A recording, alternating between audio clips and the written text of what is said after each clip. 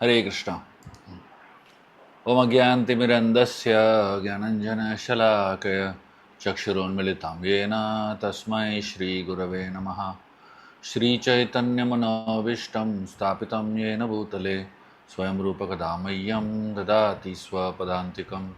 वन्देऽहं श्रीगुरु श्रीयुतः पदकमलं श्रीगुरून् वैष्णवांश्च श्रीरूपं साग्रजातां सहगणा रघुनाथान्वितं तं सजीवं साद्वैतं सावधूतं परिजनसहितं कृष्णचैतन्यदेवं श्रीराधा कृष्णपदान् सहगणा ललिता श्रीविशाखान्वितंश्च। हे कृष्णकरुणा सिन्धु दीनबन्धु जगत्पते गोपेश गोपिकान्त राधाकान्त नमोस्तुते। तप्तकाञ्चन गौराङ्गी राधे वृन्दावनेश्वरी वृषभानुसुते देवी प्रणमामि हरिप्रिये। वञ्चकल्पतरुभ्यश्च कृपासिन्धुभ्येव च पतितानां पावनेभ्यो वैष्णवेभ्यो नमो नमः। जय श्री कृष्ण चैतन्य प्रभु नित्यानंद श्री अद्वैत गदाधर श्रीवास आदि गौर भक्तवृंद। हरे कृष्णा कृष्णा कृष्णा हरे हरे, हरे राम राम राम हरे हरे। हरे कृष्णा। क्योंकि कल हनुमान जयंती है तो आज हम हनुमान जी के ऊपर एक थोड़ा सा मनन करेंगे। कल शाम को हनुमान जयंती के दिन मैं एक बहुत ही स्पेशल और अद्भुत कथा करने वाला हूँ हनुमान जी का। मैं हनुमान जी के शरीर के हर अंग के ऊपर मेडिटेशन करने वाला हूँ कहानियों के द्वारा। तो हम हनुमान जी के प्रैक्टिकली हर लिम्ब के ऊपर मेडिटेट करेंगे और हर कैसे हनुमान जी अपना शरीर का हर भाग को इस्तेमाल करते हैं भगवान की सेवा में, उस तरीके से हम हनुमान जयंती के ऊपर मनन करेंगे। तो आज मैं आपको एक बहुत ही छोटी सी बहुत अद्भुत चीज़ बताना चाहूँगा हनुमान जी के बारे में, जिससे आपको और आतुरता हो हनुमान जी के बारे में और सुनने के लिए। तो जब हनुमान जी लंका गए थे वहाँ पे उन्होंने 6 चीज़ किया, 6 कार्यों को उन्होंने एस्टैब्लिश किया। और उसकी वजह से, क्योंकि हनुमान जी ने ये 6 चीज़ किया, वहाँ पे 6 सेवा की हनुमान जी ने लंका में, सीता ने उनको 6 आशीर्वाद दिया। तो हम अभी वो 6 चीज़ क्या है जो हनुमान जी ने किया और 6 आशीर्वाद क्या है जो सीता ने उनको दिया, उसके बारे में हम लोग समझने की कोशिश करेंगे। तो जब हनुमान जी लंका गए तो उन्होंने 6 चीज़ क्या किया लंका में। पहला चीज़ उन्होंने भगवान राम की जो अंगूठी है वो सीता देवी को अर्पण किया। बताया जाता है कि जब हनुमान जी सीता देवी के सामने आए तो वो सोच रहे थे कि मैं उनको राम की जो अंगूठी है वो कैसे अर्पण करूं। तो हनुमान जी सोच रहे थे कि अगर मैं राम की अंगूठी उनको ऐसे दूंगा तो साधारणतः आपके पास अंगूठी है, किसी को देना है तो ऐसे दे देंगे, है कि नहीं। तो हनुमान जी सोच रहे थे कि मैं ऐसा दूंगा तो लगेगा कि मैं दे रहा हूं। मैं सीता को क्या दे सकता हूं। सीता देवी जो है लक्ष्मी देवी है, उनको हम क्या दे सकते हैं, हमारे पास क्या योग्यता है उनको कुछ देने के लिए।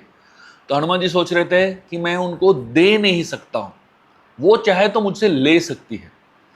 तो जब अंगूठी हनुमान जी ने दिया, उन्होंने ऐसे अर्पण किया, उन्होंने अपने हाथ में अंगूठी रख लिया और सीता देवी के सामने ऐसे हाथ रख लिया, तो सीता देवी ने उनके हाथ से उठा लिया। तो हनुमान जी ने उनको दिया नहीं, सीता देवी ने लिया उनसे। तो ये इस धारणा और इस विचार से हनुमान जी ने वो अंगूठी जो है सीता देवी को प्रस्तुत किया। दूसरा चीज हनुमान जी ने क्या किया लंका में, दूसरा सेवा हनुमान जी ने किया, उन्होंने राम कथा किया। तो ये राम कथा करना वो भी एक बड़ी अद्भुत चीज है और बड़ी महान चीज है। लेकिन राम कथा करना और किस मूड, किस विचार के साथ, किस धारणा के साथ और किस प्रकार से राम कथा करना, वो एक बहुत महत्वपूर्ण चीज है। जब हनुमान जी ने राम कथा करना शुरू की तो हनुमान जी जो है बहुत ही छोटे एक रूप में वहाँ पे छुपे हुए थे।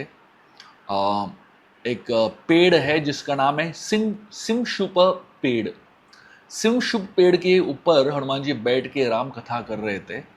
तो हनुमान जी ने उस सिंहशुप पेड़ को क्यों चुना, उसके बारे में वर्णन आता है कि जो सिंहशुप पेड़ जो होता है उसका जो रंग है, उसके जो उस पेड़ का जो रंग है और वानरों का जो शरीर का जो रंग है वो एकदम परफेक्टली सिमिलर है। तो शिमशुप पेड़ हनुमान जी ने इसलिए चुना कि उस पेड़ में अगर वो खड़े भी रहेंगे तो उस पेड़ में उनका जो रंग है, उनके शरीर का जो रंग है और वो शिमशुप पेड़ का जो रंग है वो एकदम मिलता जुलता है। तो कोई राक्षसी उनको ढूंढ भी नहीं पाएंगे, कैमोफ्लेज हो जाएंगे एक तरीके से। तो सिमशुप पेड़ के ऊपर बैठ के हनुमान जी ने जब राम कथा की शुरुआत की, तो राम कथा जब शुरुआत कर रहे थे वो एक छोटे से पत्ते के पीछे छुपे छुपे हुए थे और छुप के राम कथा कर रहे थे। और क्योंकि वो छुप के राम कथा कर रहे थे, सीता देवी उनको देख नहीं पा रही थी, लेकिन उनका जो कथा है वो सुन पा रही थी। तो सीता देवी उनको देखने के लिए बहुत आतुर थी। हनुमान जी अपने आप को दिखाने के लिए आतुर बिल्कुल नहीं थे। तो उनको शर्म आ रहा था कि मैं अपने आप को कैसे दिखा सकता हूँ, राम कथा कर रहा हूँ लेकिन राम कथा सुनने वाला जो है उसको उसका उसके लिए क्या महत्वपूर्ण है, कान महत्वपूर्ण है जिससे वो कथा सुन सके। जो आंख है वो महत्वपूर्ण नहीं है जिससे कथावाचक को देख सके। तो हनुमान जी सोच रहे थे मैं सीता देवी के सामने कैसे आ सकता हूँ। और क्योंकि वो बहुत ही उनको शर्म आ रहा था, वो पत्ते के पीछे छुप छुप के कथा कर रहे थे। और कथावाचक का ये सोच होना चाहिए कि मुझे अपने आप को दिखाना नहीं है ऑडियंस को, बस मुझे राम को प्रस्तुत करना है ऑडियंस को। तो जितना मैं राम को प्रस्तुत कर पाऊंगा और जितना लोग राम कथा को सुन पाएंगे उनके लिए फायदेमंद है। मुझे देख के कोई फायदा नहीं मिलने वाला है उनको। अंत में सीता देवी के सामने जब हनुमान जी आए राम कथा करने के बाद, तो सीता देवी ने हनुमान जी को देखा। तो हनुमान जी एक छोटे से वानर के रूप में आए थे सीता देवी के सामने। तो सीता देवी ने उनको तुरंत कह दिया, रावण तुम मुझसे दूर रहो। तो मतलब आप सोचिए, आप किसी भक्त को गाली देना चाहते हो तो सबसे बड़ा गाली क्या हो सकता है? उस व्यक्ति को रावण बुलाना सबसे बड़ा गाली है कि नहीं? मतलब एक भक्त को रावण बुलाना तो कितना दुख की बात है। तो सीता देवी ने हनुमान जी को कह दिया, रावण तुम मुझे दूर रहो। तो हनुमान जी को थोड़ा सा बुरा लगा कि मुझे रावण क्यों बुला रही है। लेकिन सीता देवी सोच रही थी कि शायद ये वानर के रूप में आए थे, लेकिन वो एक्चुअली उनका विचार नहीं था। वो हनुमान जी से और कथा सुनना चाहती थी। तो इसलिए उन्होंने ऐसा एक नाटक किया हनुमान जी से कि उनको लगे कि वो सीता देवी उनको रावण मान रही है। तो सीता देवी ने कहा, अगर तुम रावण नहीं हो और सही में राम के भक्त हो तो तुम मुझे राम का जो रूप है वो कैसे दिखते हैं उसका वर्णन करो। तो देखिए, सीता देवी ने ऐसा क्यों कहा हनुमान जी को कि राम का वर्णन करो? क्योंकि सीता देवी जब हनुमान जी से राम कथा सुन रही थी वो इतना मोहित हो गई थी उनके वाक्यों से, उनके शब्दों से, वो जिस प्रकार से राम कथा कर रहे थे कि वो और राम कथा सुनना चाहती थी। और स्पेसिफिकली हनुमान जी के मुख से राम का सौंदर्य, राम का रूप के बारे में सुनना सीता देवी को बहुत ही आतुरता हो रही थी। तो जब हनुमान जी ने ये प्रश्न सुना सीता देवी से, वो बहुत ही प्रसन्न हो गए, बहुत ही खुश हो गए। क्योंकि एक भक्त के लिए सबसे आनंददायक चीज़ क्या है? भगवान का रूप, भगवान का लीला, भगवान का गुण, भगवान के बारे में बोलना, भगवान का नाम, ये लेना सबसे महान और सबसे महत्वपूर्ण चीज़ है भक्त के लिए। तो यहाँ पे सीता देवी उनको वही चीज़ बता रही थी। जैसे अब एक व्यक्ति है जिसको स्वीट्स बहुत अच्छा लगता है और किसी ने उसको स्वीट ही इतना सारा दे दिया तो वो कितना खुश हो जाएगा। तो उसी प्रकार से सीता देवी जो है हनुमान जी को मौका दे रही थी कि वो राम कथा और अच्छे से करे। तो हनुमान जी ने इतनी सुंदरता से राम कथा की, सीता देवी की आंखों से अश्रु बहने लगे। तो ये दूसरा चीज था हनुमान जी ने कहा। तो पहला चीज वो अंगूठी दी राम की, दूसरा चीज जो है राम कथा उन्होंने गाया, तीसरा चीज जो है राम की महानता उन्होंने उसका वर्णन किया। एक है राम कथा गाना और दूसरा है राम की महानता का वर्णन करना। ये दो अलग चीज है।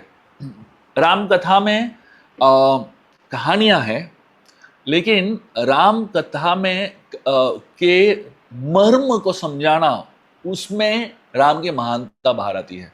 बहुत सारे भक्त जो है कथा कहते हैं और कथा बोल के ऑडियंस को भगवान की महानता को इंटरप्रेट अपने आप करना पड़ता है। तो मतलब वो कथाकार जो है इंटरप्रेट नहीं करता है, बस कथा बोल देता है।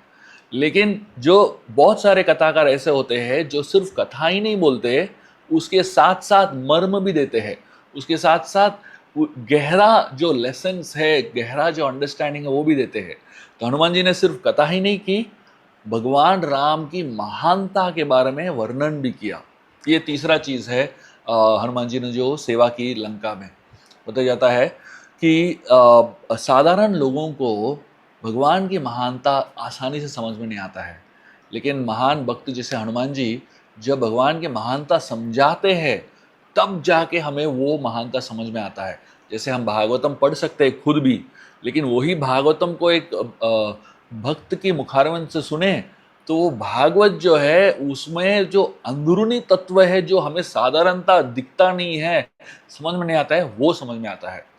चौथा चीज हनुमान जी ने कहा सेवा की, वो है सीता देवी के अंदर बहुत कॉन्फिडेंस का महसूस कराया। सीता देवी टूट गई थी, सीता देवी बहुत ही ज़्यादा बिखर गई थी लंका में। 10 महीने के बाद उनका कॉन्फिडेंस ही चला गया था। लेकिन हनुमान जी के संग में, हनुमान जी के शब्दों द्वारा सीता देवी के अंदर एक बहुत ज़्यादा कॉन्फिडेंस आ गया। ये सबसे बड़ा सेवा होता है। हम सब जो है, हमारा एक सेवा है लोगों के अंदर भगवान के बारे में विश्वास दिलाना, भगवान के प्रति कॉन्फिडेंस दिलाना। एक बहुत बड़ी सेवा है और बहुत महत्वपूर्ण सेवा है। आज की तारीख में लोगों के अंदर कॉन्फिडेंस ही चला गया है। आज की तारीख में लोगों के अंदर कुछ भी कॉन्फिडेंस नहीं है भगवान के बारे में। सारे को भगवान है कि नहीं वो भी पता नहीं है, और भगवान मुझे क्यों बचाएंगे वो भी पता नहीं है। लेकिन जब हम भक्तों के मुखारविंद से शब्द कथा सुनते हैं, भक्तों के मुखारविंद से शब्द सुनते हैं, तो हमारे अंदर एक कॉन्फिडेंस आता है, ऊर्जा आती है। हमको लगने लगता है कि हाँ, मैं भी भगवत धाम जा सकता हूँ। पांचवा चीज हनुमान जी ने सेवा की, सीता देवी को भगवान राम का संदेश दिया। संदेश तो लेके गए और राम कथा कर ली, लेकिन उसके साथ साथ राम का जो संदेश है, राम ने जो उनको संदेश दिया है, वो संदेश सुनाया। राम का संदेश सुनने के बाद सीता देवी को राम के साथ एक कनेक्शन, एक जोड़, एक कनेक्शन की महसूस हुई। तो ये बहुत महत्वपूर्ण चीज़ है। एक गुरु जो है, शिष्य और भगवान के बीच में जो कनेक्शन है वो बन जाते हैं। जो भगवान का जो संदेश है शिष्यों को सुनाते हैं, और शिष्य का जो संदेश है भगवान को सुनाते हैं। तो गुरु जो है एक माध्यम है जिससे हमें भगवान की संदेश वाणी समझ में आए। और सबसे महत्वपूर्ण चीज़ जो है, हनुमान जी ने सीता देवी को ये आश्वासन दिलाया कि राम आएंगे। ये जो आश्वासन है कि राम आएंगे, ये सबसे बड़ा सेवा है एक भक्त का किसी और के प्रति। जब हमारे अंदर जब वो आश्वासन आता है कि राम आएंगे, तो वो आश्वासन के साथ जो है हम और बहुत कुछ झेल सकते हैं। जैसे रुक्मिणी देवी जब कृष्ण को के साथ विवाह करना चाहती थी, तो ब्राह्मण को भेजा, तो ब्राह्मण द्वारका गया और वापस भगवान का संदेश लेके आया, लेकिन तब तक बहुत देर हो चुकी थी और रुक्मिणी देवी का विवाह होने ही वाला था। उस समय वो ब्राह्मण वहाँ पे विवाह मंडप में वहाँ पे खड़ा था। उसने रुक्मिणी देवी से बात नहीं किया, बस रुक्मिणी देवी ने उसको देखा, देखते ही उसके अंदर एक आश्वासन आ गया कि कृष्ण आने वाले हैं। बस भक्त जब हमारे जीवन में आते हैं, उनके प्रेजेंस से ही हमें एक आश्वासन मिलता है कि ज़रूर भगवान आएंगे हमारे जीवन में एक न एक दिन। तो ये 6 चीज़ हनुमान जी ने सीता देवी के लिए किया सेवा, और उसकी वजह से सीता देवी ने उनको 6 आशीर्वाद दिया। कौन सा आशीर्वाद है? पहला आशीर्वाद, उन्होंने अनगिनत शक्ति का आशीर्वाद दिया, अनलिमिटेड स्ट्रेंथ। दूसरा आशीर्वाद उन्होंने दिया कि वो उनके अंदर हमेशा सद्गुण रहेंगे। तो जितने सारे सद्गुण है हनुमान जी के अंदर है, क्योंकि सीता देवी ने उनको आशीर्वाद दिया हुआ है। तीसरा चीज उनको आशीर्वाद दिया कि वो कभी भी बूढ़े नहीं होंगे। तो हनुमान जी के आप कभी भी हनुमान जी का चित्र नहीं देखोगे जहाँ पे वो बहुत बूढ़े दिख रहे हैं और बहुत बुजुर्ग दिख रहे हैं। हनुमान जी हमेशा नव यौवन रहते हैं सीता देवी के आशीर्वाद से। चौथा आशीर्वाद उनको दिया कि उनको कभी मृत्यु नहीं होगी। तो जीवन में उनको मृत्यु ही नहीं होगी, वो चिरंजीवी है हनुमान जी इसकी सीता देवी के आशीर्वाद की वजह से। और पांचवा आशीर्वाद दिया कि भगवान राम उनके ऊपर बहुत कृपा करेंगे। और छठा सबसे महत्वपूर्ण आशीर्वाद दिया कि भगवान राम उनसे प्रेम करेंगे। तो अब देखिए, जैसे ही हनुमान जी ने ये छठा आशीर्वाद सुना वो बहुत ही खुश हो गए। तो पहले 5 आशीर्वाद से थोड़ा सा खुश थे, लेकिन जैसे ही पहला छठा आशीर्वाद सुना उनको मानो जीवन आ गया। जैसे हमारे शरीर में 5 तत्व है ना, earth water fire air ether, ये 5 तत्वों से शरीर मिलता है, और छठा चीज़ है आत्मा, है ना। तो ये 5 चीज़ पहले आशीर्वाद मिल गया हनुमान जी को, तो उनको बहुत अच्छा लगा, शरीर मिल गया। लेकिन छठा चीज़ जैसे आशीर्वाद मिला, ऐसा मानो कि उनको जान आ गई। तो अभी तक हनुमान जी बहुत प्रयास कर रहे थे कि कैसे वो राम को प्रसन्न कर सके और कैसे राम उनसे प्रेम कर सके, बहुत कोशिश कर रहे थे। लेकिन अभी सीता देवी के आशीर्वाद के बाद हनुमान जी ने सोचा मुझे कोशिश करने की ज़रूरत ही नहीं है, क्योंकि अभी सीता देवी ने आशीर्वाद दे दिया कि राम मुझे प्रेम करेंगे, तो मुझे मेहनत करने की ज़रूरत नहीं है, अभी राम मेहनत करेंगे और मुझसे प्रेम करेंगे। इस तरीके से हनुमान जी बहुत खुश हो गए। तो ऐसे हमने देखा कि 6 हनुमान जी ने सेवा की, और इस 6 सेवा की वजह से उनको 6 आशीर्वाद मिले जो अमूल्य है और अनमोल है। आइए हम हनुमान जी का बहुत ही कृतज्ञतापूर्वक और उनसे प्रार्थना करें कि हमारे अंदर भी थोड़ा सेवा भाव आए, जिसकी वजह से हम भी आशीर्वाद के पात्र बने। कल हम, जैसे मैंने कहा था, कल शाम को यूट्यूब पे हम एक अप्लाइड भागवतम क्लास के समय हनुमान जयंती के उपलक्ष्य में हनुमान कथा करेंगे, और जिसमें हम हनुमान जी के शरीर के हर अंग के ऊपर मनन करेंगे, कहानियाँ सुनेंगे, और हनुमान जी के हर शरीर के हर अंग से हम क्या आशीर्वाद प्राप्त कर सकते हैं, और उन कहानियों के माध्यम से हम क्या सीख सकते हैं वो समझने की कोशिश करेंगे। बहुत बहुत धन्यवाद। हरे कृष्णा। हनुमान जी की जय। श्री सीताराम लक्ष्मण हनुमान की जय। हरे कृष्णा।